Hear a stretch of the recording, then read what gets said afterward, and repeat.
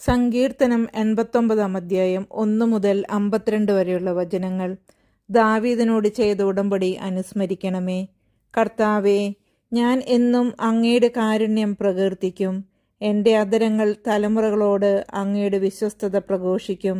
എന്തെന്നാൽ അങ്ങയുടെ കൃപ എന്നേക്കും നിലനിൽക്കുന്നു. അങ്ങയുടെ വിശ്വസ്തത ആകാശം പോലെ സുസ്ഥിരമാണ്. അവിടുന്ന് അരുളിച്ചെയ്തു, എൻ്റെ തിരഞ്ഞെടുക്കപ്പെട്ടവനുമായി ഞാൻ ഒരു ഉടമ്പടി ഉണ്ടാക്കി. എൻ്റെ ദാസനായ ദാവീദിനോട് ഞാൻ ശപഥം ചെയ്തു. നിന്റെ സന്തതിയെ എന്നേക്കുമായി ഞാൻ ഉറപ്പിക്കും. നിന്റെ സിംഹാസനം തലമുറകളോളം ഞാൻ നിലനിർത്തും. കർത്താവെ, ആകാശം അങ്ങയുടെ അത്ഭുതങ്ങളെ സ്തുതിക്കട്ടെ. നീതിമാന്മാരുടെ സമൂഹത്തിൽ അങ്ങയുടെ വിശ്വസ്തത പ്രകീർത്തിക്കപ്പെടട്ടെ. കർത്താവിന് സമനായി സ്വർഗത്തിൽ ആരുണ്ട്? കർത്താവിനോട് സദൃശനായി സ്വർഗവാസികളിൽ ആരുണ്ട്? വിശുദ്ധരുടെ സമൂഹം അവിടുത്തെ ഭയപ്പെടുന്നു. ചുറ്റും നിൽക്കുന്നവരെക്കാൾ അവിടുന്ന് ഉന്നതനും ഭീതിതനുമാണ്. സൈന്യങ്ങളുടെ ദൈവമായ കർത്താവെ, വിശ്വസ്തത ധരിച്ചിരിക്കുന്ന അങ്ങയെപ്പോലെ ബലവാനായി ആരുണ്ട്? അങ്ങ് ഇളകിമറയുന്ന കടലിനെ ഭരിക്കുന്നു. തിരമാലകൾ ഉയരുമ്പോൾ അങ്ങ് അവയെ ശാന്തമാക്കുന്നു. അങ്ങ് റഹാബിനെ ശവശരീരമെന്ന പോലെ തകർത്തു. കരുത്തുറ്റ കരം കൊണ്ട് അങ്ങ് ശത്രുക്കളെ ചിതറിച്ചു. ആകാശം അങ്ങയുടേതാണ്, ഭൂമിയും അങ്ങയുടേത് തന്നെ. ലോകവും അതിലുള്ള സകലതും അങ്ങാണ് സ്ഥാപിച്ചത്. ദക്ഷിണോത്തര ദിക്കുകളെ അങ്ങ് സൃഷ്ടിച്ചു. താബോറും ഹെർമോനും അങ്ങയുടെ നാമത്തെ ആഹ്ലാദത്തോടെ പുകഴ്ത്തുന്നു. അങ്ങയുടെ ഭുജം ശക്തിയുള്ളതാണ്, അങ്ങയുടെ കരം കരുത്തുറ്റതാണ്. അങ്ങ് വലത്തു കൈ ഉയർത്തിയിരിക്കുന്നു. നീതിയിലും ന്യായത്തിലും അങ്ങ് സിംഹാസനം ഉറപ്പിച്ചിരിക്കുന്നു. കാരുണ്യവും വിശ്വസ്തതയും അങ്ങയുടെ മുൻപേ നീങ്ങുന്നു.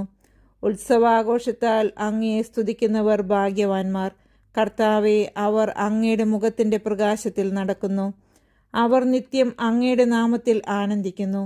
അങ്ങയുടെ നീതിയെ പുകഴ്ത്തുന്നു. അങ്ങാണ് അവരുടെ ശക്തിയും മഹത്വവും. അങ്ങയുടെ പ്രസാദം കൊണ്ടാണ് ഞങ്ങളുടെ കൊമ്പ് ഉയർന്നു നിൽക്കുന്നത്. കർത്താവാണ് ഞങ്ങളുടെ പരിച. ഇസ്രായേലിൻ്റെ പരിശുദ്ധനാണ് ഞങ്ങളുടെ രാജാവ്. പണ്ട് ഒരു ദർശനത്തിൽ അവിടുന്ന് തൻ്റെ വിശ്വസ്തനോട് അരുളി ചെയ്തു, ശക്തനായ ഒരുവനെ ഞാൻ കിരീടമണിയിച്ചു. ഒരുവനെ ഞാൻ ജനത്തിൽ നിന്ന് തിരഞ്ഞെടുത്ത് ഉയർത്തി. ഞാൻ എൻ്റെ ദാസനായ ദാവീദിനെ കണ്ടെത്തി. വിശുദ്ധ തൈലം കൊണ്ട് ഞാൻ അവനെ അഭിഷേകം ചെയ്തു. എൻ്റെ കൈ എന്നും അവനോടൊത്തുണ്ടായിരിക്കും. എൻ്റെ ഭുജം അവന് ശക്തി നൽകും. ശത്രു അവനെ തോൽപ്പിക്കുകയില്ല. ദുഷ്ടൻ അവൻ്റെ മേൽ പ്രാബല്യം നേടുകയില്ല. അവൻ്റെ ശത്രുവിനെ അവൻ്റെ മുമ്പിൽ വെച്ച് തന്നെ ഞാൻ തകർക്കും. അവൻ്റെ വൈരികളെ ഞാൻ നിലം പതിപ്പിക്കും. എൻ്റെ വിശ്വസ്തതയും കാരുണ്യവും അവനോട് കൂടെ ഉണ്ടായിരിക്കും. എൻ്റെ നാമത്തിൽ അവൻ ശിരസ്സുയർത്തി നിൽക്കും.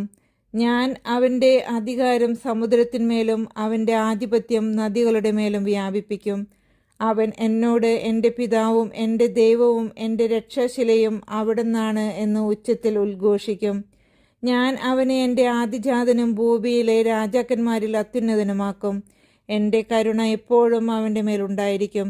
അവനോടുള്ള എൻ്റെ ഉടമ്പടി അചഞ്ചലമായി നിലനിൽക്കും. ഞാൻ അവൻ്റെ വംശത്തെ ശാശ്വതമാക്കും. അവൻ്റെ സിംഹാസനം ആകാശമുള്ളിടത്തോളം കാലം നിലനിൽക്കും.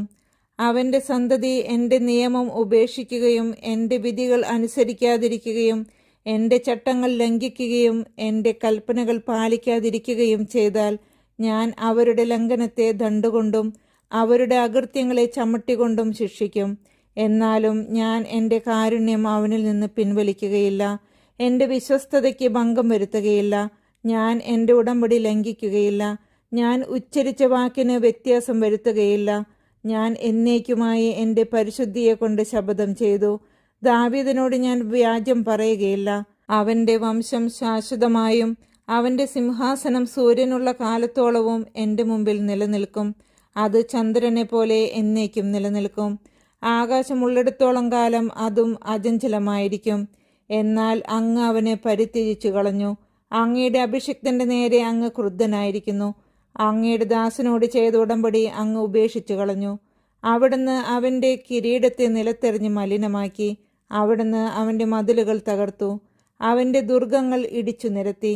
വഴിപോക്കർ അവനെ കൊള്ളയടിക്കുന്നു. അവൻ അയൽക്കാർക്ക് പരിഹാസപാത്രമായി.